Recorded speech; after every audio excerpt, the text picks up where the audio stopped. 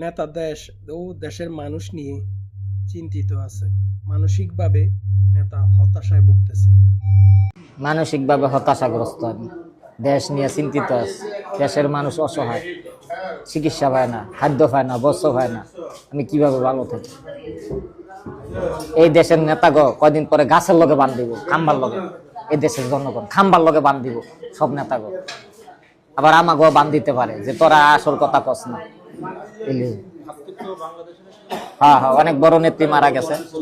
হ্যাঁ না, ম্যাডাম খালেদা যে অনেক ভালো লোক ছিল, তার সাথে কোনো আমরা জোড়া দিই না।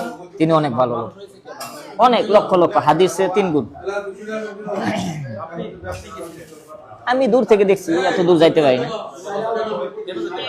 নিরাপত্তার অভাব, সন্ত্রাসীরা, আওয়ামী লীগের সন্ত্রাসীরা টার্গেট করে। এরা বিএনপি দলে যোগ দিয়া বিএনপি সাহায্যে আমাকে গ্যাঞ্জাম করে।